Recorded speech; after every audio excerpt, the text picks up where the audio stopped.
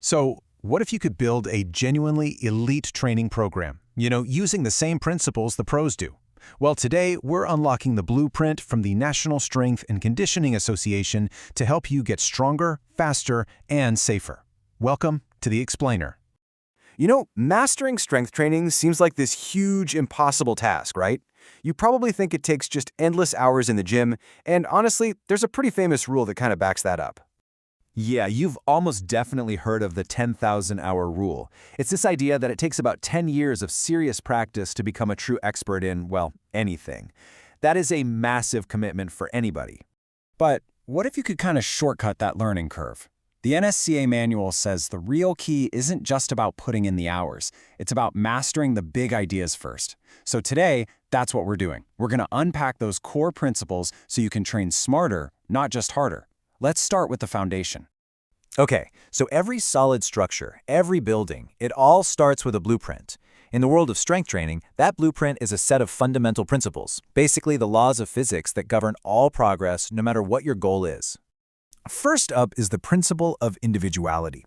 This is just a simple truth. There is no magic, one-size-fits-all program. It's exactly why your buddy might pack on muscle with a certain routine, while you get way better results doing something totally different. Your unique biology is really what's in the driver's seat. Next up is the SAID principle. It stands for Specific Adaptations to Imposed Demands, which sounds super technical, but the idea is actually incredibly simple. Your body gets good at exactly what you ask it to do. And this is that idea in action. Your body is this amazingly literal machine.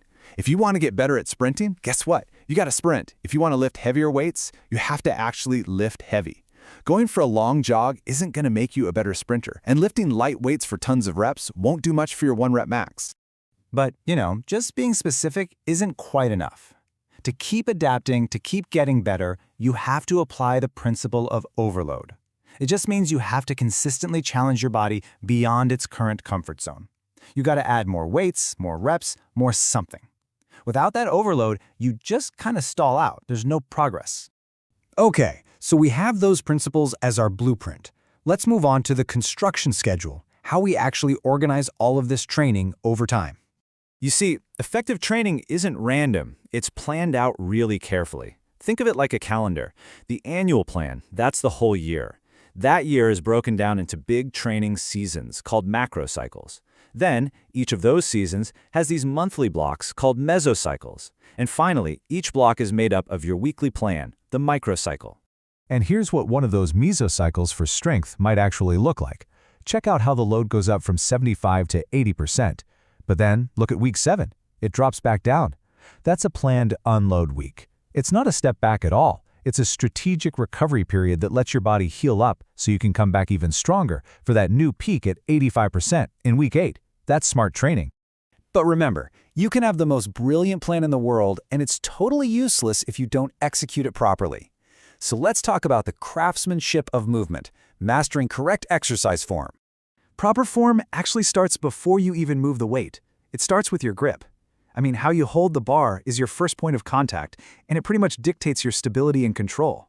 A hook grip, for example, where you trap your thumb, gives you incredible security for heavy Olympic lifts. An alternated grip, on the other hand, is great for preventing the bar from rolling on a heavy deadlift. Now just look at the explosive power in this barbell clean.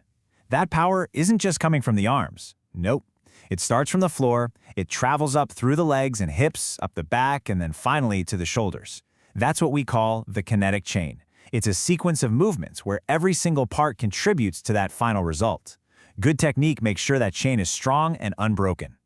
In this focus on technique, it applies to literally everything, even a simple plank. Moving from that all-four start to the fully extended position, it requires control. The goal isn't just to hold the position, it's to create this perfectly straight line from your head to your heels, bracing your core so your hips don't sag. That's what builds real stability. All right, so once that foundation of strength and technique is built, then we can add the finishing touches, the skills that turn that gym strength into real-world athletic performance. This is where we start to build a more complete athlete. We're talking about agility here. And it's not just about straight line speed. It's the ability to accelerate fast, stop on a dime, and change direction based on what's happening around you. See, true agility is so much more than just footwork. It's this really complex skill that combines your raw physical power, perfect technique, and maybe most importantly, the mental processing to see what's happening, decide what to do, and then do it, all in a split second. But listen, none of that power or speed or agility matters one bit if you're not built to last. And that brings us to our final and honestly our most crucial element, the final inspection that makes sure all our work is safe and sustainable. This right here, this is the absolute, non-negotiable, #1 rule in any training environment. The well-being of the athlete has to come before everything else.